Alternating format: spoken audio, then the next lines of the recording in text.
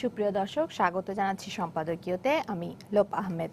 আমাদের আজকের বিষয় বর্জনেই অর্জন, আর এ নিয়ে আলোচনার জন্য আমাদের স্টুডিওতে উপস্থিত আছেন, আমার ঠিক পাশেই আছেন ডক্টর জাফরুল্লাহ চৌধুরী, ট্রাস্টি, গণস্বাস্থ্য কেন্দ্র। এরপর আছেন কাশিম হুমায়ুন, ব্যবস্থাপনা সম্পাদক, দৈনিক সংবাদ। এবং সবশেষে আছেন ডক্টর মুশতাক হোসেন, স্থায়ী কমিটির সদস্য, বাংলাদেশ জাসদ। আপনাদেরকে সম্পাদকীয়তে স্বাগত। দর্শক, আপনারাও টেলিফোনে সরাসরি অংশ নিতে পারবেন। এজন্য টেলিভিশনের পর্দায় দেওয়া নম্বরে ফোন করতে হবে। এছাড়া ফেসবুক অথবা SMS এর মাধ্যমেও আপনাদের মন্তব্য পাঠাতে পারেন। আলোচনা শুরুর আগে দেখে নেব আজকের প্রধান শিরোনামগুলো।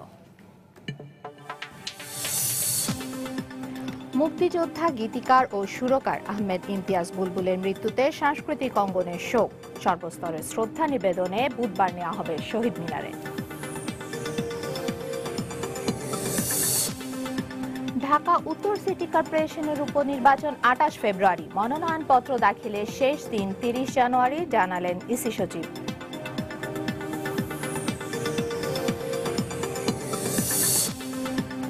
উন্নয়নের ধারাবাহিকতা বজায় রাখতে বিজয়ীদের নমনীয় হতে হবে, মন্তব্য 14 দলের শরিকদের।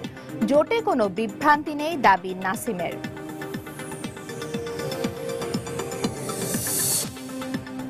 সময় সংবাদে দুর্নীতির খবর প্রচারের পর ঢাকা বরিশাল নৌ রুটের মিয়ারচর চ্যানেলে আরও 38 মিটার ড্রেজিং এর সিদ্ধান্ত। চ্যানেল পরিদর্শনে প্রতিনিধি দল। এবং উন্নয়ন প্রকল্প বাস্তবায়নে স্বচ্ছতা ও জবাবদিহি নিশ্চিতে কাজ করার নির্দেশ প্রধানমন্ত্রীর। নতুন সরকারের প্রথম একনেক বৈঠকে 8টি প্রকল্প অনুমোদন।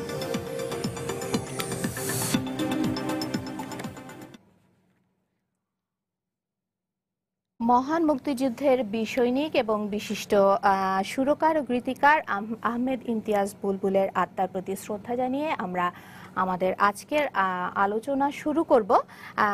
আহমেদ ইমতিয়াজ বুলবুলের জীবন এবং তার কর্মজীবন নিয়ে আগামীকাল রাত 10টার সম্পাদকীয়তে থাকবে বিশেষ আয়োজন। আপনাদের সবাইকে সে আয়োজনের দেখার আমন্ত্রণ জানিয়ে আমরা আজকে আমাদের আলোচনায় চলে যাব। আমাদের আজকের সম্পাদকীয় বিষয় হচ্ছে বর্জনেই অর্জন। তো আমরা আজকে আলোচনা আমি শুরু করতে চাচ্ছি ডক্টর জাফরুল্লাহ আপনাকে দিয়ে। সংসদ নির্বাচনের আগে বিএনপির সাথে জাতীয় ঐক্যফ্রন্টের একটা জোট হলো এবং এই জোট নির্বাচনে গেল এবং নির্বাচনে একটা ভোট বিপ্লব হবে বলে বলা হচ্ছিল এবং ভোট গ্রহণ অনুষ্ঠিত হলো এবং ভোট গ্রহণের অনুষ্ঠানের পরে যে ফলাফল ঘোষণা হলো, তারপর বিএনপির পক্ষ থেকে বলা হলো যে ব্যাপক একটা কারচুপি হয়েছে, যেটা ইতিহাসে এর আগে হয়নি এবং এখনো পর্যন্ত সেই অভিযোগ করা হচ্ছে এবং সামনে আমাদের উপজেলা নির্বাচন এবং তার তফসিল ঘোষণা করা হয়েছে আজ। এই পর্যন্ত বিএনপির পক্ষ থেকে বলা হয়েছে যে আগামী কোনো নির্বাচনেই বর্তমান সরকারের অধীনে বিএনপি যাচ্ছে না। তো উপজেলা নির্বাচনে বিএনপির অবস্থানটা কি হবে বলে আপনি মনে করছেন? এটা নিয়ে জাতীয় ঐক্যফ্রন্টের মিটিংয়ে এখনো পরিষ্কারভাবে আলোচনা হয়নি। এটার একটা কারণ হলো এখনো পর্যন্ত সরকার আমাদেরকে মিটিং মিছিল করতে দিচ্ছে না। সরকারি দল যখন ইচ্ছা তখনই মিটিং করতে পারছেন, সমাবেশ করতে পারছেন।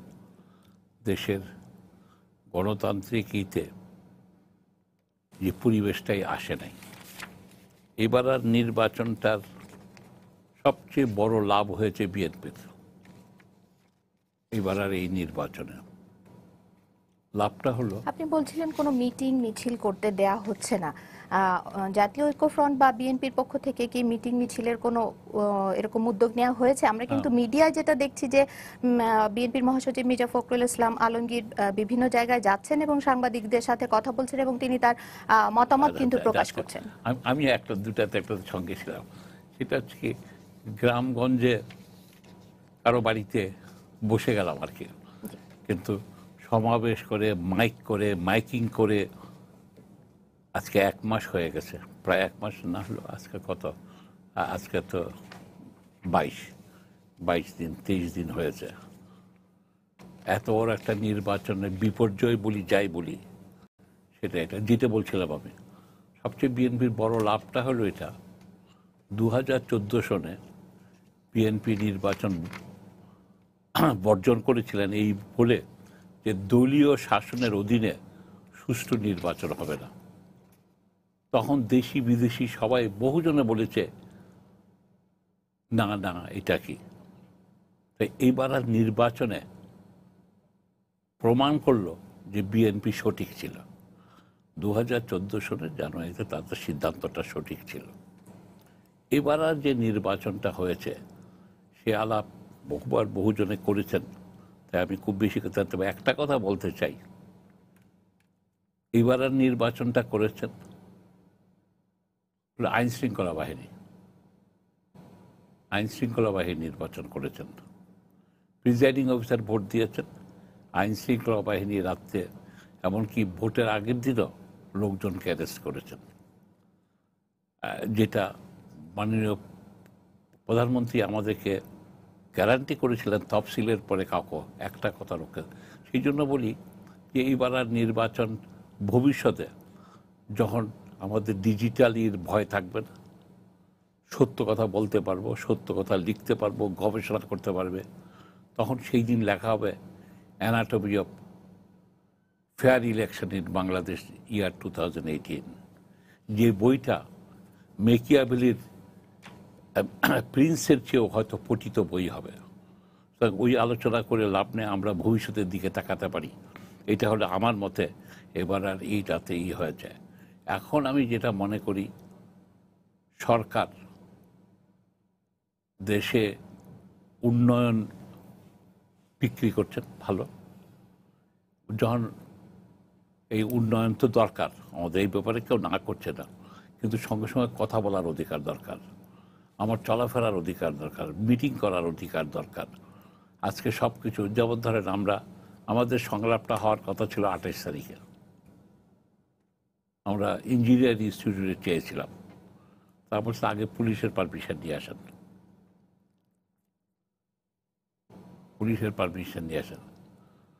পুলিশ বলছে যে লিখিত দেয় না, বলছে এত তাড়াহুড়া কি, একটা ঝামেলার থেকে পার হইলে একটু অপেক্ষা করেন না, ধীরে সুস্থে করেন। আবার 2-1 অফিসার বলছে এই মিটিং করে আরও কি কয়েকশো লোকের নামে ওয়ারেন্ট ইস্যু করাবেন, তার চেয়ে একটু চুপচাপ থাকেন। তো সেই জন্য বলছি যে এই প্রেক্ষিতে আজকে এই নির্বাচনের ব্যাপারে সরকারেরই প্রথম পদক্ষেপ। গণতন্ত্র চাইতে হলে রাজনীতি আর কূটনীতির মধ্যে তফাৎটা আমাদের বোঝা দরকার। রাজনীতি হলো সেবা, মানুষের সেবা, মানুষের মঙ্গল করতে চাই, তাদেরকে সেবা দিতে চাইছেন, আমার আর্থিক লাভের চেয়েও। জি, আপনার কাছে আমি আবার আসব। কাশেম হুমায়ুন, আপনার কাছে আমি আসতে চাই। উনি বলেছেন যে এবারের নির্বাচন হয়েছে, প্রশাসন নির্বাচন করেছে, এই বিষয়টাকে আপনি? এই নির্বাচন হয়ে যাওয়ার পরে প্রধানমন্ত্রীকে সর্বপ্রথম অভিনন্দন কারা জানিয়েছিল? 3 সেনা প্রধান। অতীতে কখনো দেখেছেন 46 বছর, কোনো আমাদের বয়স তার চেয়েও বেশি, পাকিস্তান থেকে কখনো সেনাবাহিনী, পুলিশ, রাজনৈতিক নেতৃবৃন্দকে ফুলের তোড়া নিয়ে ইলেকশন জেতার জন্য করে না। এটাই প্রমাণ করে। তারপরে পুলিশ, র্যাব ইত্যাদি। জি, উনি বলেছেন যে এবার নির্বাচন কোনো রাজনৈতিক দল নয়, প্রশাসন করেছে। না, এটা আমি একমত না। ওনার বক্তব্য উনি বলেছেন, আমার বক্তব্য ডিফারেন্স অপিনিয়ন হতে পারে। আমি মনে করি একটা অবাধ এবং নিরপেক্ষ নির্বাচনের ভিতর দিয়েই এগোচ্ছে। এখন মিশর জাফরুল্লাহ সাহেব উনি একটা ঐক্যফ্রন্টের প্রক্রিয়ার সাথে জড়িত, তো না আছে ওনার একটা মূল্যায়ন আছে। তো ওনার মূল্যায়নের সাথে আমার অনেক মতের বিরোধ থাকতে পারে। উনি বলছেন এক জায়গাটায় যে আমাদের সমাবেশ করতে দেওয়া হচ্ছে না তাদেরকে। আপনি যে কথা একটু আগে বলছিলেন, মির্জা ফখরুল ইসলাম আলমগীর অবাধে তো সারা দেশে মিটিং করছেন। হ্যাঁ করছেন। হ্যাঁ, আমি সেদিন তো কালকে দেখলাম দিনাজপুরে মিটিং, আমি ছিলাম তো, আপনিও ছিলেন। হ্যাঁ, এখন ঢাকা শহরে কি হবে না হবে কোন ইয়ে থেকে, আইন শৃঙ্খলা বাহিনীর তো অনেকগুলো ধরেন বাধ্যবাধকতা আছে। বাধ্যবাধকতা একটাই আমি মনে করি যে এনভায়রনমেন্টের অবস্থা, যে হ্যাঁ, কারণ এর আগে অভিজ্ঞতা হচ্ছে যে এত ভায়োলেন্স হয়েছে যে ভায়োলেন্সের দিকে আবার টার্ন করে কিনা, এগুলি তো একটা বিষয় আছে। ভায়োলেন্স তো অতীতে হয়েছে এরকম মিটিং মিছিলের নাম দিয়ে, এখন সেই জায়গাতে একটা সংখ্যার কারণ আছে। এখন বিষয়টা হচ্ছে যে আশ্বস্ত করতে হবে যে না, ভায়োলেন্সের রাজনীতি পরিত্যাগ করতে হবে। আমি যেটা মনে করি যে ভায়োলেন্সের রাজনীতি পরিত্যাগ করে, এখন মাননীয় প্রধানমন্ত্রী একটা কথা বলেছেন যে বিজেপি একটা সময় ইন্ডিয়াতে 2 জন পার্লামেন্টের সদস্য ছিলেন, হ্যাঁ, তারা কিন্তু আজকে ক্ষমতায় এসছেন। হ্যাঁ, যেমন কংগ্রেস গতবার মাননীয় প্রধানমন্ত্রী এই কথাটা বলেছেন আমাদের, যে এই কংগ্রেস ক্ষমতায় আসতে পারে নাই, তারা তাদের লিডারকে ফোকাস করতে পারে নাই। Who is there leader. কিন্তু এই দুইটা জিনিসকে যদি আমার প্রধানমন্ত্রীর ইয়েটাকে আপনি কগনিজেন্সে নেন, হ্যাঁ, এই দুইটা সংকট কি তাদেরকে ছিল। ও দেয়ার লিডার, এটা তারা নির্বাচনে শো করতে পারে না, পরিষ্কার করতে পারে নাই। Will be their prime minister, হ্যাঁ, কে হবে সরকার প্রধান, এটা পরিষ্কার করতে পারে নাই। তারপরে এখন আপনি দেখেন যে ঐক্যফ্রন্টের যে ইউনিটি বিএনপির সাথে, ইউনিটি ফার অফ ডিফারেন্স আছে, অনেক পার্থক্য আছে, দৃশ্যমান পার্থক্য আছে। সেদিন ঐক্যফ্রন্টের মিটিংয়ে আপনার ডক্টর কামালকে তারা নেতৃত্ব দিয়েছেন। ডক্টর কামাল একই ফোরামে বক্তব্য থেকে তিনি কিন্তু মুক্তিযুদ্ধের কথা, বঙ্গবন্ধুর কথা বলছেন, এবং ইভেন ডক্টর জাফরুল্লাহ সেই কথা বলছেন। কিন্তু পক্ষান্তরে আমি একটা যেদিন আমি দেখি, যেদিন আপনার ঐক্যফ্রন্ট ডিক্লেয়ার করে, ঘোষণা হয়, সেদিন ডক্টর কামাল হোসেন টেলিভিশনে দেখছিলাম, মুস্তাফা ভাই, হ্যাঁ, ডক্টর কামাল হোসেন 71-এর প্রসঙ্গ কথা নিয়ে বঙ্গবন্ধুর কথা বলছিলেন, স্বাধীনতার কথা বলছিলেন, স্বাধীনতার সংবিধান প্রণেতা বঙ্গবন্ধু তাকে দায়িত্ব, এই কথাগুলো যখন বলছেন, পাশে থেকে দেখে আপনার মির্জা ফখরুল ইসলাম আলমগীর কথা বলছিলেন যে না, প্রেস চলে যাচ্ছে। তো ডক্টর কামাল হোসেন বলছিলেন যাক জাগিয়ে, হ্যাঁ, গেলে কি হয়েছে, চলে যাক। এগুলো কিন্তু একেবারে পাবলিকলি দেখার জিনিস। এই যে ধরেন এত মতের পার্থক্য, এই মতের পার্থক্যের মধ্যে এই ইউনিটি যেভাবেই দেখেন আসলে কঠিন বিষয়। এবং সেটা হচ্ছে যে এই সেদিন ঐক্যফ্রন্টের মিটিং হলো, সেখানে আপনার বিএনপির অনেক নেতাই প্রকাশ্যে বলছেন যে তারা ঐক্যফ্রন্টের গঠনটাই ডক্টর কামালের নেতৃত্বে যাওয়া ঠিক হয় নাই তাদেরকে। এই যে তাদের কেন যাওয়া ঠিক হয় নাই, এগুলো তাদের বিষয়, হ্যাঁ, তাদের বিষয় তারা বলছেন। কিন্তু এখন বিষয় হচ্ছে একটা মতবিরোধ তাদের ভিতরে আছে, ইন্টারনাল ক্ল্যাশ আছে তাদের ভিতরে। কারণ এই পলিটিক্স, এই বিভাজনের পলিটিক্স নিয়ে বাংলাদেশে আর এগোনো যাবে না। এখন যতই বলেন যে একটা সময় জিয়াউর রহমান সাহেবও কিন্তু তার বাংলাদেশের জাতীয়তাবাদের নামে আপনার রাজাকার মুক্তিযুদ্ধ একত্র করার চেষ্টা করেছেনও তিনি। কিন্তু বেগম খালেদা জিয়া এসে তো রাজাকারদের আবার পতাকাও দিলেন, হ্যাঁ, মন্ত্রীও বানালেন। এখন বিষয়টা হচ্ছে যে বিভাজনের রাজনীতি আপনি গণতন্ত্রের, রাফুলভাবে কারেক্টলি বলেছে, গণতন্ত্রের কথা বলতে দিতে হবে, থাকতে হবে। বললাম গণতন্ত্রের বেসিক জায়গা হচ্ছে পার্লামেন্ট। আজকে পার্লামেন্টে বিএনপির সঙ্গে নির্বাচনী ওনার মতো দিয়েছেন। আমি মনে করি পার্লামেন্টে যদি আজকে বিজিবিও একটা সময় দুজন মেম্বার ছিলেন, তারা কিন্তু পার্লামেন্টে যে আজকে তারা ক্ষমতায় আসছেন। হ্যাঁ, আপনাকে কারণ ক্ষমতা তো স্থায়ী কিছু না, ক্ষমতা তো পরিবর্তনশীল, ক্ষমতা পরিবর্তন হবে। জাতীয় ঐক্যফ্রন্টের 8জন সদস্য যাওয়ার সুযোগ ছিল পার্লামেন্টে। না, সুযোগ ছিল, সুযোগ কি নাই? আর এখন অবশ্যই সুযোগ আছে। এখন প্রশ্ন হচ্ছে যদি পার্লামেন্টে যায়, সেটা হচ্ছে আসল ফোরাম। সেইখানে এই ফোরামে যদি কথাবার্তা হয়, তাহলে দেখবেন যে আপনার একটা কমফোর্টেবল জায়গায় থাকবো, গণতন্ত্র কমফোর্টেবল জায়গা থাকবে, আমরাও একটা সুস্থ ধারার রাজনীতি পাবো। কারণ আপনি যেভাবেই আমরা দেখি না কেন, গণতন্ত্রের বিকল্প কিছু নাই, এবং বিরোধী দল একটা থাকতেই হবে, গণতন্ত্রে থাকবেই, এটাই ম্যান্ডেটরি। যে সরকার আছে, বিরোধী দল আছে। কিন্তু বাংলাদেশে যে বিরোধী দল হয়ে আছে, এই বিরোধী দলটা আসলে খুব পেইনফুল বিরোধী দল। যে আপনি দেখেন যে 75-এর 15 আগস্ট বঙ্গবন্ধুকে হত্যা করা হলো নির্মমভাবে, তার ঠিক উল্টা ধারাটাই 75-এর উপর একটা রাজনৈতিক শক্তির উত্থান হলো। সেই শক্তিটা কি? সেই শক্তিটা হলো স্বাধীনতা বিরোধীদের পুনর্বাসিত করা হলো। এবং স্বাধীনতা বিরোধীদের পুনর্বাসিত করে এই দেশের রাজনীতি করা বড় একটা সময় চ্যালেঞ্জের মুখোমুখি হচ্ছে। এখন তো চ্যালেঞ্জের মতো পড়েছেন তারা, যুদ্ধাপরাধীদের বিচার, তারপরে আপনার যারা ওই মন্ত্রিসভায় ছিলেন সেই দুজনকেও তারা আজকে যুদ্ধাপরাধের দায়ে তাদেরকে ফাঁসিতে ঝুলতে হয়েছে। এই জায়গাগুলি কিন্তু আপনাকে মনে রাখতে হবে। আজকে যদি বিরোধী দল স্ট্রং বিরোধী দল থাকে, সেটা হলে স্বাধীনতার পক্ষের দিকের বিরোধী দল থাকতে হবে। এই জোরাতালি দিয়ে বিরোধী দল, আওয়ামী লীগ বিরোধী দলের নামে শুধু রাজাকার, মুক্তিযোদ্ধা সব জায়গায় একটা জায়গায় আনা, এটা ভেরি টাফ। এখনকার সময়ের সেই জায়গাটা নাই। আজকের প্রজন্ম অত্যন্ত সচেতন। আজকের প্রজন্ম যতটা রাজনৈতিক সচেতন তার চেয়ে বেশি তারা চায় আসলে দে আর ভেরি হাইলি প্রফেশনাল। হ্যাঁ, রাজনৈতিক ভাবে তারা হ্যাঁ এত প্রফেশনাল যে কাজ কম নাই না, এত প্রফেশনাল হইতে হবে। তারা প্রফেশনাল, তারা তার ফিউচার চিন্তা করে। হ্যাঁ, আমি যেমন একটা সময় ছাত্র রাজনীতি করছি, জাফরুল্লাহ ভাই ছাত্র রাজনীতির ভিতর দিয়ে আসছেন, তারা যেমন মাঠে ময়দানে লড়াই করে আসছেন, আজকের ছেলেপেলে কিন্তু সেই জায়গাটা নাই, সেই জায়গাটা নাই। তারা কিন্তু তাদের ক্যারিয়ার নিয়ে চিন্তা করে, তারা ডেভেলপমেন্ট চায়, কোথায় তার চাকরির অপরচুনিটি আছে সেটা দেখতে চায়, তাদের লেখাপড়া করে কোথায় আমি চাকরিটা পাবো। কারণ বাংলাদেশে বিভাজন করে রাজনীতিটা হবে না। আজকে ডেমোক্রেসি থাকবে, ডেমোক্রেসির জন্য দরকার স্ট্রং অপোজিশন। সেই অপোজিশনটা যদি আপনি মুক্তিযুদ্ধের লাইনে থাকে, মুক্তিযুদ্ধের ধারায় থাকে, তাহলে দেখবেন যে বিভাজনের রাজনীতি যেমন শেষ হবে, পাশাপাশি আমি মনে করি একটা সুস্থ ধারার রাজনীতি দেশে এস্টাবলিশ হবে। এবং সেই ভিতর দিয়ে আমরা মোশতাক হোসেন, আপনার কাছে আমি আসবো। বিভাজনের রাজনীতি থেকে বেরিয়ে এসে সুষ্ঠু ধারার রাজনীতি কিভাবে সম্ভব?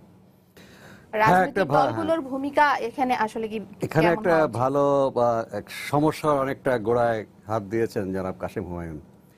দেখুন, মুক্তিযুদ্ধের পরে আমি তখন ছাত্র রাজনীতি করি।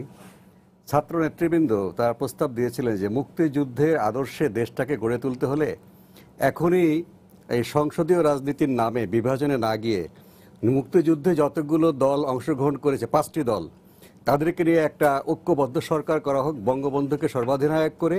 তাহলে মুক্তিযুদ্ধ বিরোধী যে রাজনীতি আছে এবং প্রশাসন, যে পাকিস্তানি প্রশাসন, প্রতিরক্ষা, এগুলোকে আমরা পুরোপুরো সংস্কার করে স্বাধীন দেশ উপযোগী করে 5 বছর পরে আমরা যার রাজনীতি করব বা সেখানে আসতে পারে। কিন্তু সেই ঐক্যবদ্ধ যে চেতনা যত সহজে আমরা করতে পারতাম, মুক্তিযুদ্ধ চেতনা বিরোধী রাজনীতিকে আমরা জনগণের স্বতঃস্ফূর্ত সমর্থন নিয়ে বঙ্গবন্ধুর মতো নেতাকে সামনে রেখে যেটা করতে পারতাম, সেটাকে কিন্তু বাধা দেওয়া হলো এবং গতানুগতিক সংসদীয় রাজনীতির করে আসলে একটা বিভেদ সৃষ্টি করা হলো। সেই বিভেদ কারণে বিরোধী দল, জাতীয় সমাজতান্ত্রিক দল জাসদ জন্ম, যেটা আমি যার ধারাবাহিকতা বহন করছি, এবং জাসদের সঙ্গে ক্ষমতাসীন সরকারের বিরোধিতার সুযোগে স্বাধীনতা বিরোধী শক্তি যারা ছিল, যারা মুক্তিযুদ্ধে পরাজিত শক্তি, পাকিস্তান এবং অন্যান্য আন্তর্জাতিক শক্তি, তারা কিন্তু এই ফাঁকে তাদের জায়গাটা করে নিল। তাদের যে সমস্ত স্বার্থ প্রশাসন এবং রাজনীতিতে ছিল, অর্থনীতিতে ছিল, সেগুলোকে আর ধরা গেল না, সেগুলো কিন্তু স্পর্শের বাইরে রয়ে গেল। এবং সরকারি দল বিরোধী দল হলে যা হয়, এবং ওই সময় মুক্তিযুদ্ধ উত্তর বাংলাদেশে একটা সবাই টকবগে তারুণ্য, প্রতিবাদের ভাষাও খুব কড়া, এবং যারা সরকারে ছিলেন তারা মুক্তিযুদ্ধের নেতৃত্বকে দানকারী দল, তাদেরও সেই মেজাজটা ছিল খুব কড়া, এবং বঙ্গবন্ধুর মতো নেতা ছিলেন সরকারের প্রধান। সেক্ষেত্রে যে পরিবেশটা হলো, আমি বিস্তারিত মূল্যায়নে যাব না, আমাদের মধ্যে মুক্তিযুদ্ধের চেতনা প্রতিষ্ঠা করার যে ঐক্যবদ্ধতা দরকার সেটা নষ্ট হয়ে গেল। পরিণতি যা হলো, বঙ্গবন্ধুকে হত্যা হলো, আমাদের কর্নেল তাহেরের ফাঁসি ইত্যাদি। শেখ হাসিনা অনেক দিন পরে 2005-2006 সালে সেই যে ভেঙে যাওয়া ঐক্যটা, সেই ঐক্যটাকে উনি আবার জোড়া লাগাবার চেষ্টা করলেন। 14 দল গড়ে উঠল এবং 14 দলের বাইরেও অন্যান্য দলের সঙ্গে সমঝোতা করে মহাজোট করা হলো।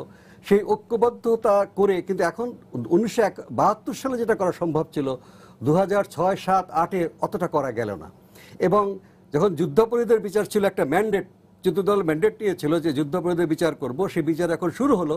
তখন বিরোধী দল সেই যুদ্ধাপরাধীদের বিচার তার বিরোধিতার খাতিরেই হোক বা তাদের রাজনীতির সঙ্গে রাজনীতির মিল থাকা হোক, তারা যুদ্ধাপরাধীদের বিচারের যে বিরুদ্ধে যে শক্তি, তাকে তারা প্রশ্রয় দিল। দেশটা একটা চরম হানাহানি জায়গায় চলে গেল। 2013, 2014, 2015 লাগাতার সেই অশান্তি, বিশৃঙ্খলা, আগুন, সন্ত্রাস হলো। এখন যেটা প্রশ্ন এসে দাঁড়িয়েছে, নির্বাচনের বিষয়ে আমি আসছি পরে, যে হুমায়ুন ভাই যেটা বলেছেন যে মুক্তিযুদ্ধের চেতনা বিরোধী শক্তিকে রাজনৈতিকভাবে বাংলাদেশে তারা যেন পরাজিত থাকে, তারা যেন রাজনীতির মূল ধারে আসতে না পারে, একটা রাজনৈতিক প্রক্রিয়া কিন্তু আমাদেরকে একটা বের করতে হবে। দেখুন, হিটলারের পরাজয়ের পরে যদি আপনার জার্মানিতে নির্বাচন দেওয়া হতো, যদি সেখানে যদি নাৎসিবাদকে পরাজিত করবার জন্য যুদ্ধাপরাধী বিচার না করা হতো, সাথে হিটলারের পার্টিকে যদি আমরা সেখানে দেখতাম, তাদেরকে অ্যালাউ করা হতো নির্বাচন করতে হতো, তারা জয়লাভ করে যেত। যে আমাদের জার্মানিকে রাশিয়া দখল করেছে, আমেরিকা দখল করেছে, আমাদের দেশটা ভাগ করে ফেলেছে, হেল হিটলার। সেটা কিন্তু সভ্যতা, গণতন্ত্র, মানবিকতার জন্য গোটা বিশ্ব সেই নাৎসিবাদ, জার্মানির হিটলার বা তারপরে মুসোলিনি, ইটালি, জাপানের যারা যাত্রাভিমান, সবগুলোকে বিরুদ্ধে কিন্তু একটা ঐক্যমত হলো। সেই ঐক্যমতটা সমাধান করার পরে কিন্তু এই নির্বাচন রাজনীতি সেখানে আসলো। আজকে আমাদের ভাবতে হবে যে সাম্প্রদায়িক শক্তি এবং যুদ্ধাপরাধীদের পক্ষের শক্তি, যারা মুক্তিযুদ্ধের বিরুদ্ধে শক্তি, তাদেরকে আমরা কিভাবে রাজনৈতিকভাবে মোকাবেলা করবো, এটা সেটেল না হওয়া পর্যন্ত কিন্তু এই সমস্যাগুলো থাকবে। আপনি এই যে নির্বাচনের যে সমস্যা, হ্যাঁ আমি এটা, আমাদের একটা ফোন আছে, আমরা একটু ফোনটা নিয়ে নিই। দর্শক, আপনার নাম বলে প্রশ্নটি করুন। জি, আমি চন্দন মজুমদার, ঢাকা থেকে বলছিলাম। আমি বিনয়ের সহিত জাফরুল্লাহ সাহেবের কাছে একটা প্রশ্ন রাখতে চাচ্ছিলাম। রাজনীতিতে একটা পরিভাষা আছে, বিজনেস পলিটিক্স। ওনার দলটা কি বিজনেস পলিটিক্স এর মধ্যে পড়ে গেছে কিনা? আর দ্বিতীয় প্রশ্নটা হচ্ছে, আমার বিএনপি যেরকম জামাতকে ওন করে, ওনার ডক্টর কামাল সহ জাফরুল্লাহ সাহেবকে জামাতকে ওন করেন কিনা? ধন্যবাদ। সময় জি, ধন্যবাদ আপনাকে। ডক্টর মোশতাক হোসেন, আপনি শেষ করেন। আচ্ছা জি, আমি যেটা বলছি যে নির্বাচনের বিষয়টা আমাদের দল এখনো পরিপূর্ণভাবে মূল্যায়ন করেনি।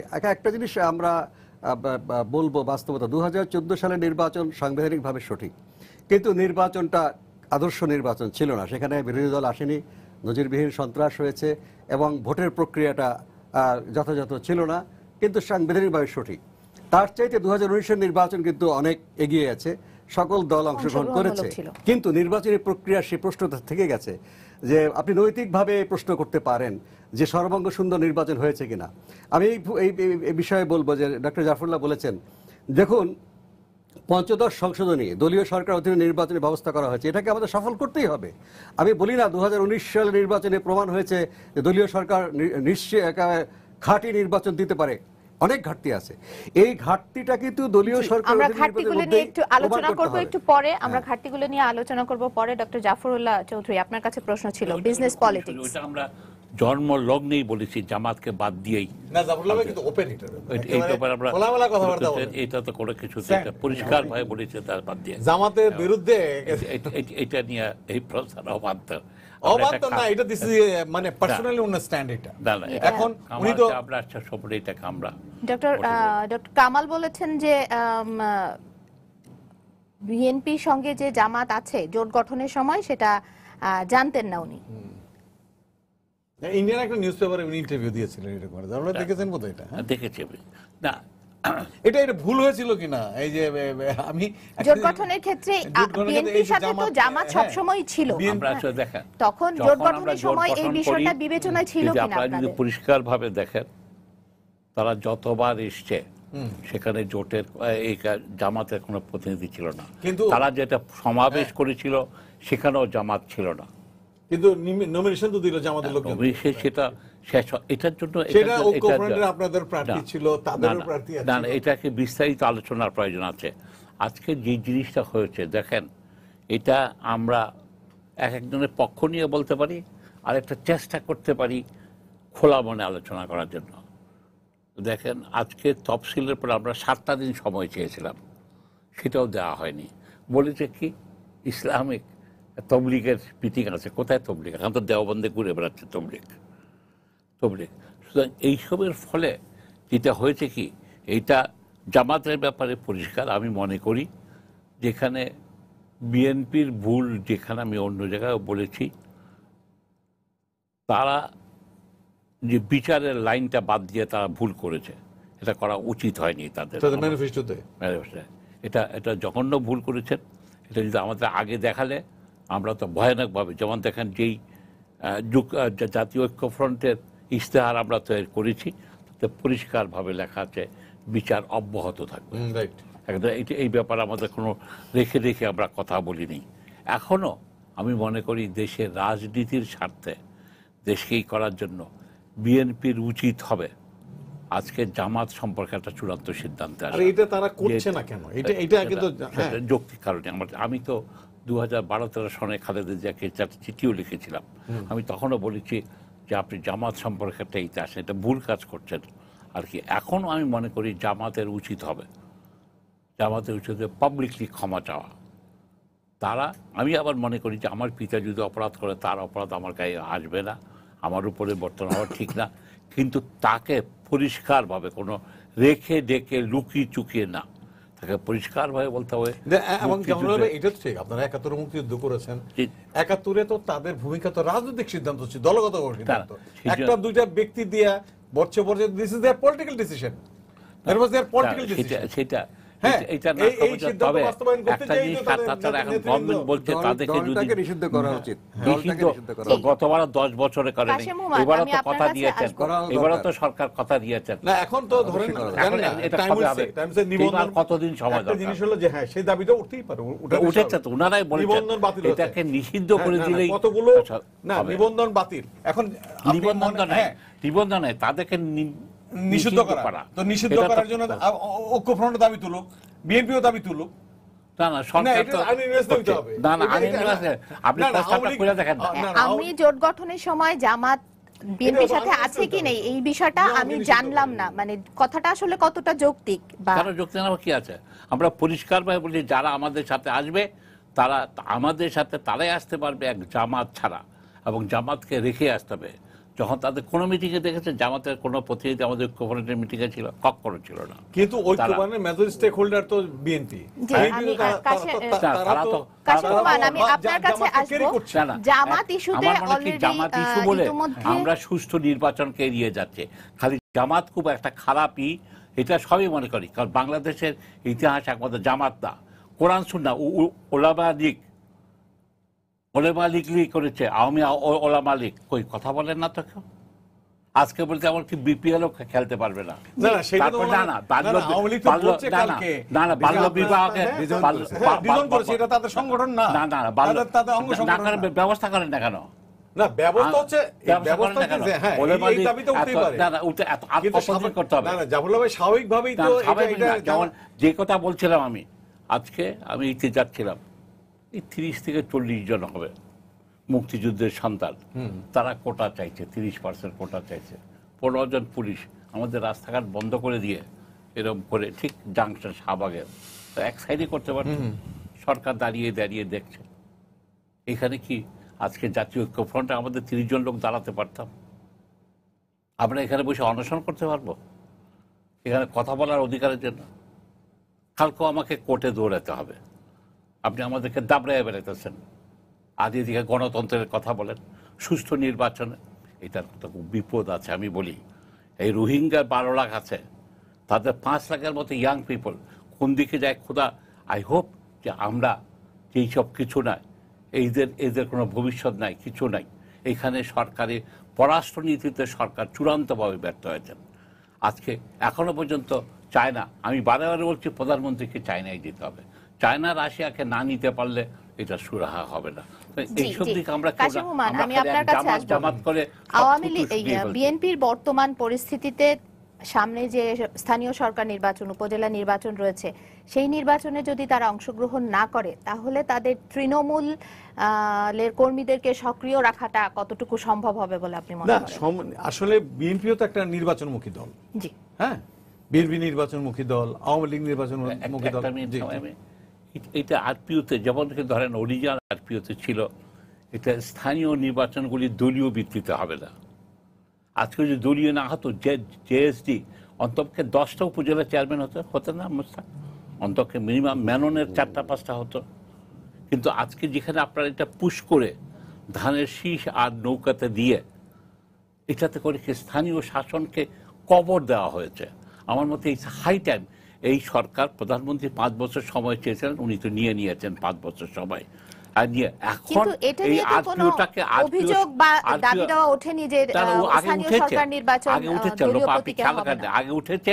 সব সময় আমরা বলেছি স্থানীয় নির্বাচন দলীয় প্রতীকে হওয়া উচিত না। এরকম কোনো কথা কিন্তু জাতীয় ঐক্য ফ্রন্ট বা বিএনপির পক্ষ থেকে না, উপজেলা যেহেতু নির্বাচন আগে নিয়ে বলা বলা হয়ে হয়নি। গেছে। তারা বলছেন যে তখন বর্তমান সরকারের শুনেন, অধীনে তারা আগে নির্বাচনে যাবে গণফোরাম না। আলাদাভাবে বলেছে যে প্রত্যেকে বলেছে, আপনি কাগজ দেখেন, বিএনপি সবাই আলাদাভাবে বলেছে।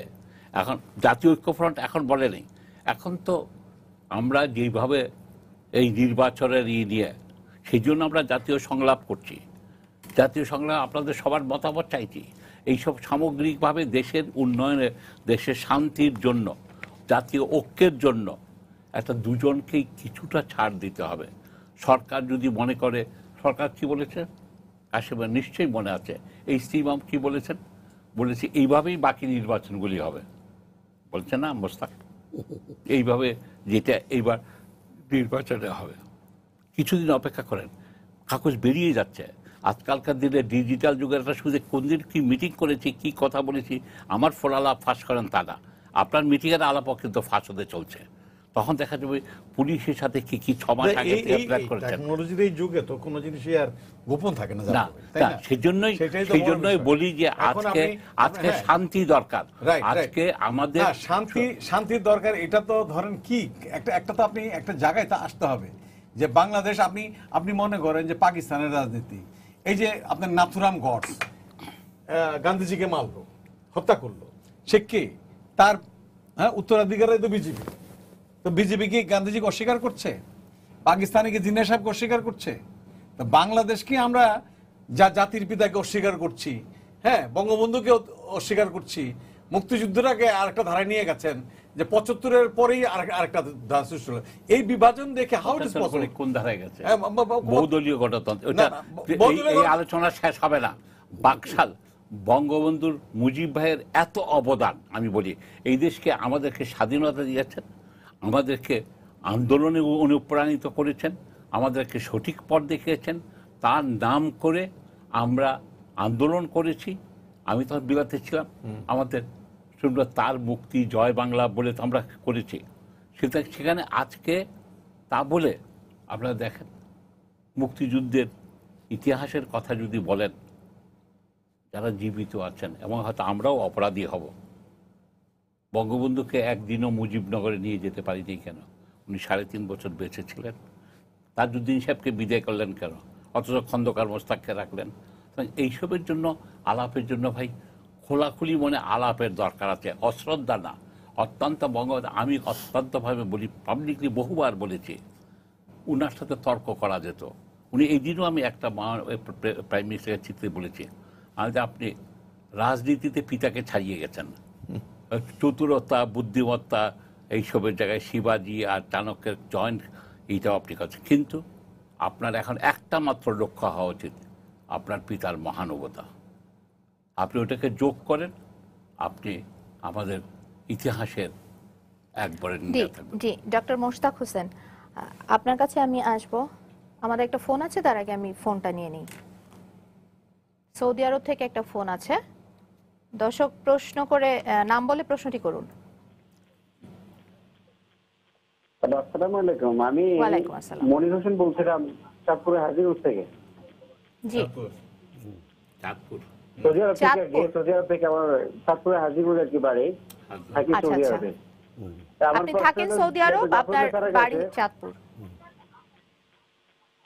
জি জি। তার কাছে আমার প্রশ্ন হলো যে আমরা 31শে ডিসেম্বর যে নির্বাচন দেখলাম স্যার, কি সামনের ইলেকশনটা কি সেম হবে কিনা? সামনে যে উপজেলা ইলেকশন আসতেছে, কি এরকম ইলেকশনে আমরা সামনে দেখবো, না ইনশাল্লাহ আরো একটু ভালো ইলেকশন প্রত্যাশা করতে পারি এই সরকারের কাছ থেকে? জি, আপনার প্রশ্ন বুঝতে পেরেছি ডক্টর মোশতাক হোসেন। একাদশ সংসদ নির্বাচনের মতো নির্বাচনী কি স্থানীয় সরকার নির্বাচন একই রকম হবে, নাকি আরো ভালো কিছু আমরা পেতে যাচ্ছি, এরকম প্রশ্ন করেছেন দর্শক। এর সঙ্গে আমি একটু যুক্ত করি, আওয়ামী লীগের সাধারণ সম্পাদক বলেছেন যে উপজেলা নির্বাচনে বিএনপি অংশগ্রহণ করা না করার বিষয়টি সরকার দল গুরুত্বের সঙ্গে দেখছে না। এক্ষেত্রে সরকারের ভূমিকাটা কি হবে বলে আপনি মনে করেন বিএনপির কে নির্বাচনে আনার জন্য? প্রথম হচ্ছে যে জাতীয় সংসদ নির্বাচন এবং স্থানীয় সরকার নির্বাচন একরকম না, কাজে সেখানে একরকম তো হওয়া না। একটা হয়তো বলতে চেয়েছেন যারা সরকারের দায়িত্বপ্রাপ্ত, যে তারা তো বলছেন যে নির্বাচন সুষ্ঠু হয়েছে, শান্তিপূর্ণ হয়েছে, জনগণ স্বতঃস্ফূর্তভাবে ভোট দিতে গিয়েছে, কাজে সেটা হয়তো তারা বোঝাতে চেয়েছেন যে ওভাবেই একটা স্বতঃস্ফূর্ত নির্বাচন হবে। তবে আমি যেটা বলছিলাম, নির্বাচন পঞ্চদশ সংশোধনীকে পূর্ণাঙ্গ করবার জন্যই আমাদের সামনের দিনে প্রস্তাব দেওয়া উচিত।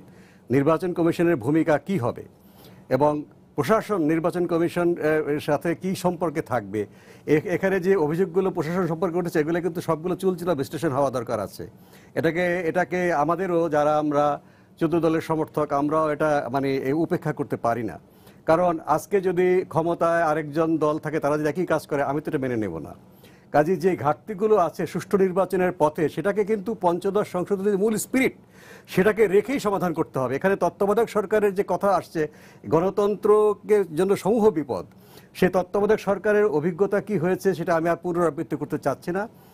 অন্যান্য গণতান্ত্রিক দেশের মতোই একটি সংসদ, একটি সরকারকে রেখে তাদের দায়িত্বেই নির্বাচনটাকে যেন একটা আদর্শ নির্বাচন করা যায়, অন্তত পক্ষে 1990-91 সালের মতো নির্বাচনে আমরা ফেরত যেতে পারি, সেই রকম বাস্তব প্রস্তাব দিতে হবে। আপনি যদি বলেন প্রধানমন্ত্রীকে গিয়ে আপনি পদত্যাগ করেন, প্রধান উপদেষ্টা নিয়োগ করেন, এগুলো কিন্তু অবাস্তব কথা।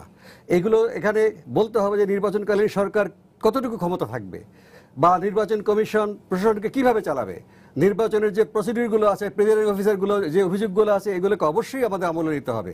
হ্যাঁ, নির্বাচনে যে ফলাফল যা হচ্ছে সে খুব একটা বড় পরিবর্তন কিন্তু হতো না। নির্বাচনে আমি যেটা এখন দৃঢ়ভাবে বলি, 14 দল এবং মহাজোট অবশ্যই জয়লাভ করত, কিন্তু তারপরে অতি উৎসাহী ঘটনা ঘটেছে। দলীয় কর্মীর চাইতে প্রশাসনের ঘটনা, এগুলো কিন্তু আমাদের খতিয়ে দেখতে হবে।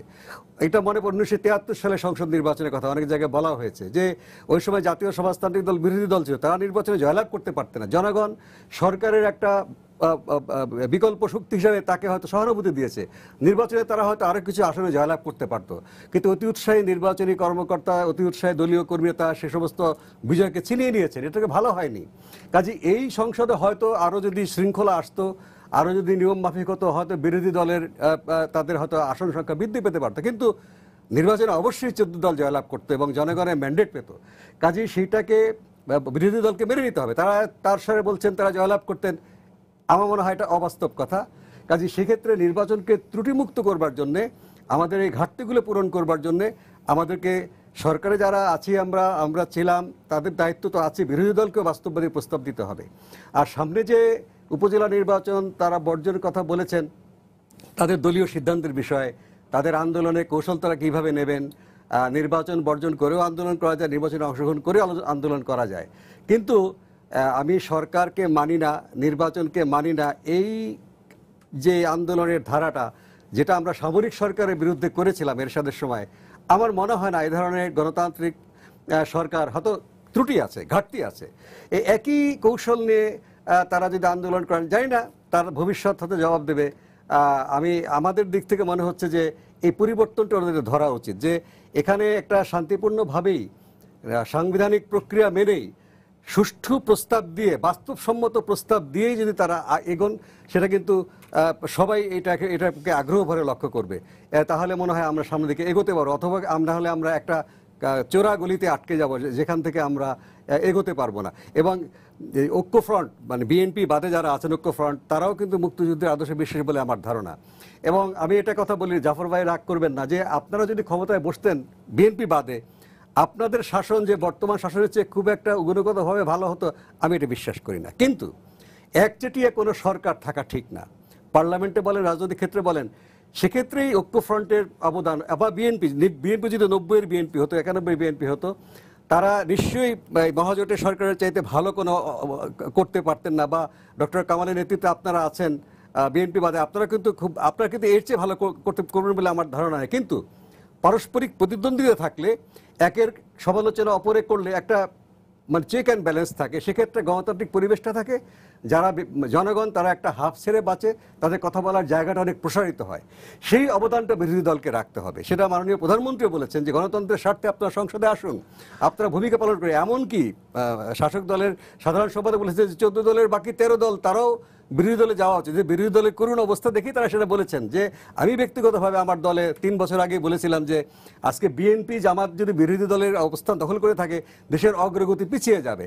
এবং বিএনপি জামাতের মনোভাবটাই হচ্ছে যে সবকিছু ধ্বংস করে ফেলতে হবে সরকারে যারা আছে।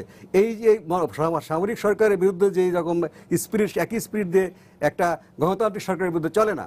কাজে বিরোধী দলে যদি আমরা মুক্তিযুদ্ধ চেতনার পক্ষে, গণতান্ত্রিক চেতনা সম্পন্ন একটা শক্তিশালী হয়ে ওঠে, সেক্ষেত্রে একটা অবাধ নিরপেক্ষ নির্বাচন করবার জন্য দাবিটা আরো জোরালো হবে। আজকে সাম্প্রদায়িক শক্তি যেভাবেই হোক, তারা একটা সিটও আসে নাই, কিন্তু এটা তো মুক্তি মনা মানুষেরা খুশি। কিন্তু নির্বাচন প্রক্রিয়া নিয়ে কিন্তু একটা প্রশ্ন আছে, যে আজকে বিএনপি যারা ধ্বংসাত্মক রাজনীতি করে, তারা পার্লামেন্টে বিপুল ভোটে আসতে পারে নাই, এটা শান্তিপ্রিয় মানুষ খুশি হয়েছে, কিন্তু নির্বাচন প্রক্রিয়া নিয়ে কিন্তু প্রশ্ন আছে। কাজেই এটা একটার সঙ্গে একটা জড়িত আছে। আমি প্রথমেই বলেছি যে সাম্প্রদায়িক শক্তি, মুক্তিযুদ্ধ চেতনা বিরোধী শক্তিকে রাজনৈতিক অঙ্গন থেকে আমরা কিভাবে নির্বাসিত করব, গণতান্ত্রিক পন্থা এবং রাজনৈতিক পন্থায় সেই ব্যাপারে ঐক্যমত হতে হবে, এবং তাহলেই কিন্তু আমরা গণতন্ত্রকে নিরঙ্কুশ করতে পারবো। আমরা নির্দ্বিধায় বলতে পারবো যে আজকে জাফরুল্লাহ ভাই যদি বাংলাদেশের প্রধানমন্ত্রী হন, আবার বাংলাদেশের স্বাধীনতা এখানে ইয়েতে বিপন্ন হবে না। কিন্তু আমি যদি দেখি যে জামাত ইসলামী কিংবা একজন বিএনপির নেতা যিনি ক্ষমতা থাকার সময় গ্রেনেড হামলা করেছেন, ক্ষমতায় থাকার সময় প্রতিপক্ষ নিশ্চিহ্ন করার জন্য করেছেন, উনি যদি মানে ক্ষমতায় আসেন তাহলে আমাদের দেশের বিপদ আছে। ওই অবস্থা আমরা থাকতে চাই না। ডক্টর জাফরুল্লাহ, আমি আপনার কাছে আসব। বিএনপির এই ইমেজ পুনরুদ্ধারের জন্য উপজেলা নির্বাচনটাকে তারা একটা ট্রাম্প কার্ড হিসাবে গ্রহণ করতে পারতো কিনা বা পারে কিনা? এটা উত্তর দেবো না, এটা উত্তর দিতে পারি। একটা কথা যেটা বলেছে যে আজকে যদি জাতীয় ঐক্যফ্রন্ট ক্ষমতায় আসতো কি পরিবর্তন হতো, এর চেয়ে ভালো কিছু করতে পারতাম কিনা। এই সরকার ভালো কথা বলেছেন, কিন্তু এই ভালো কাজ হবে না, কারণ কতগুলি জায়গায় মৌলিক পরিবর্তন প্রয়োজন। যেমন প্রধানমন্ত্রী অত্যন্ত সঠিকভাবে বলেছেন গ্রামকে শহর করে তুলতে হবে, কিন্তু শহর করে দিলে বিল্ডিং করে দিলেই শহর হবে না।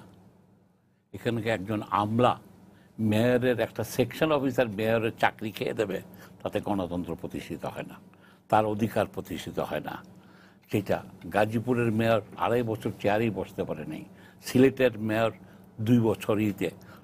এইগুলির মৌলিক তার মানে হলো কি, যেটা জেএসডি তাদের ছিল আচ্ছা ক্ষমতার বিকেন্দ্রীকরণ। প্রকৃতপক্ষে কি বঙ্গবন্ধু নিজেও যেটা 14ই আগস্ট যেটা করেছিলেন, যে 65টা জেলা করে আজকে ক্ষমতার বিকেন্দ্রীকরণের ব্যবস্থা, আজকে বিএনপি আজকে আওয়ামী লীগকে সেই দিকে নজর দিতে হবে। তারা যে ভালো কথাগুলি বলছেন কার্যত, আজকে উনি গ্রামকে শহর করতে হলে গ্রামে ডাক্তার থাকতে হবে। উনি 4 বছর যাওয়া প্রধানমন্ত্রী বলেছেন, আমি কয়েকবার বলেছি, আপনাদের এখানেও বলেছি।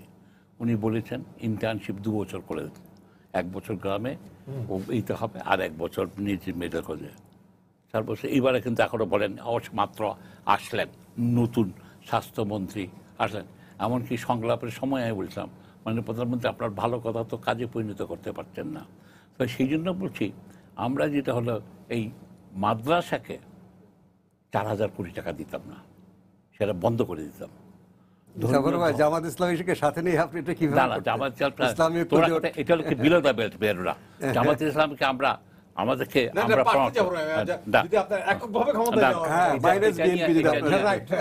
আমাদের যেটা পরিষ্কার কথা হলো যেখানে আমরা অন্যভাবে চিন্তা করেছি দেশটাকে ভিন্নভাবে, সেটা হলো অন্য কথা। আজকে যেখানে রাখতে হবে, পিএম নির্বাচনের আগে সবসময় বলেছেন ছোট মন্ত্রিসভা হবে, এমনকি বিরোধী দল তো বলেছেন, সেটা 14 সালেও বলেছেন।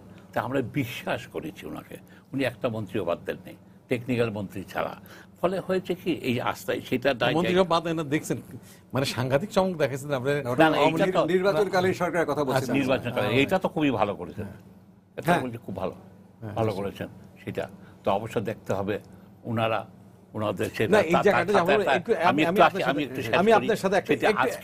আজকে যেখানে জেএসডিকে উনি কেবল আমাদেরকে বোকা বানিয়েছেন তা না, জেএসডিকেও বোকা বানিয়েছেন। তাদেরকে মহাজোটে ছিল, তাদেরকে একজন মন্ত্রী রাখেন, অন্তকে শিরিনকে মন্ত্রী করতে পারতেন। তাদেরকে এখন বলতেছে বিরোধী দলে যেয়ে বসো। কেন? আমি কেন বিরোধী দলে যাব?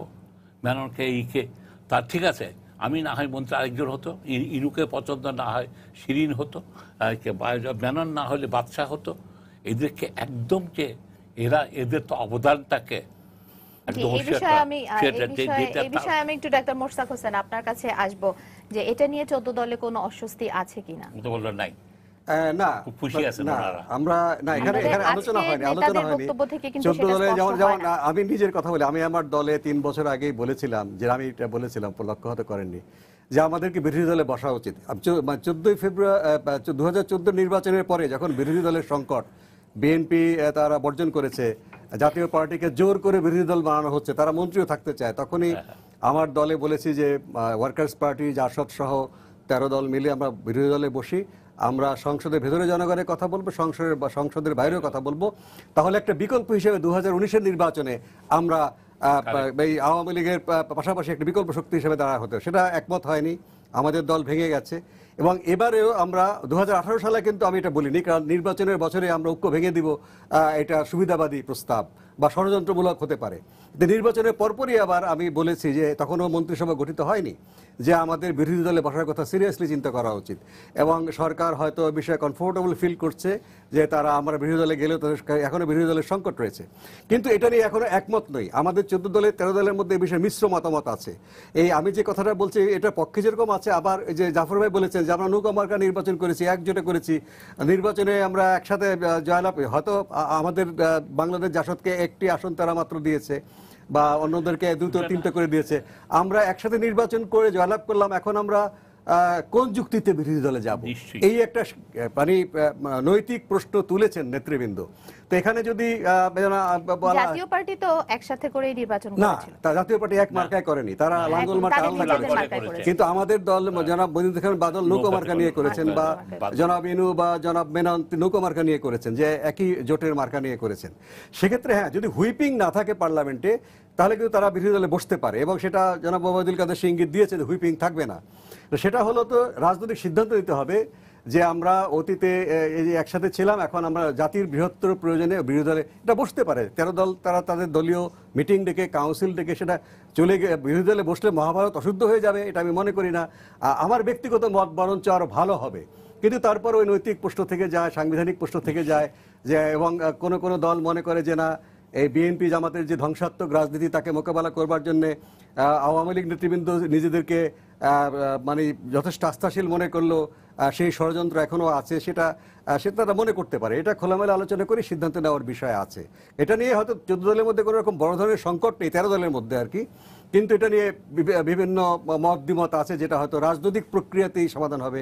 আজকে নির্বাচনের পরে বহুদিন পরে 14 দল আজকে একটা নেতৃবৃন্দ একটা অনুষ্ঠানে গিয়েছেন, সেখানে তো সবাই দেখা যাচ্ছে 14 দল রাখার পক্ষেই কথা বলেছেন। কাজে এগুলো আলাপ আলোচনার ভিত্তিতেই একটা সমাধানে আসবে। জি, আমার হাতে আর 1 মিনিট সময় আছে, আমি কাশিম হুমায়ুন আপনাকে দিয়ে শেষ করব। আজকে 14 দলের নেতারা বলেছেন উন্নয়নের ধারাবাহিকতা বজায় রাখতে হলে বিজয়ীদের নমনীয় হতে হবে। তাদের এই মন্তব্যের মধ্য দিয়ে কোন না, এটা একটা ক্লিয়ার মেসেজ যে মাননীয় প্রধানমন্ত্রী কিন্তু কালকে একটা কথা বলেছেন ক্যাবিনেট মিটিং এ, যে বিশেষ করে এই দুর্নীতির ব্যাপারে বিত্তের মালিক হতে পারেন কিন্তু পচে যাবেন, শব্দটা কিন্তু পচে যাবেন। এটা কিন্তু অ্যালার্মিং, ভীষণ অ্যালার্মিং, যে আপনি টাকা পয়সার ক্ষমতাকে আপনি ভোগ করার জন্য না, ক্ষমতা হচ্ছে মানুষকে দেওয়ার জন্য, জনসেবা করার জন্য। সেই মানসিকতা যদি না থাকে, শুধু আজকে যেটা বাংলাদেশের পলিটিক্সে ধরেন, হ্যাঁ, যেটা এখন বিভিন্ন জায়গা থেকে এই কথাটা ওঠে, বিভিন্ন জায়গা থেকে অভিযোগ, দুর্নীতি, ঘুষ দুর্নীতির বিরুদ্ধে কথা বলে, যে মাননীয় প্রধান ক্লিয়ার করছেন যে জিরো টলারেন্স। সেই জায়গাটা আমি মনে করি এই রিয়েলাইজেশনটা যে তাদের মানে তারা বুঝতে পারছেন যে এইরকম একটা মানুষের আমার দায়বদ্ধ থাকা দরকার, তাহলে আমার মনে হয় ভেরি আমাদের সময় একদম শেষ। এই বিজয় যেইটা নমনীয় হতে হবে, এই জন্য প্রধানমন্ত্রীর কাছে আমি আবেদন করছি, যতগুলি কায়েমি মামলা, মামলা, এদেরকে বেল দিয়ে ছেড়ে দেন। আর দ্বিতীয়ত উপজেলাটা সিরিয়াসলি চিন্তা করেন, এটাকে দলীয় না করে ওপেন করে দেবেন কিনা, তাহলে শতফুল ফুটবে। সবাইকে ধন্যবাদ জানিয়ে শেষ করছি আজকের সম্পাদকীয়। আগামীকাল আবারও দেখা হবে রাত 10টায়। দেখার আমন্ত্রণ রইল। শুভরাত্রি।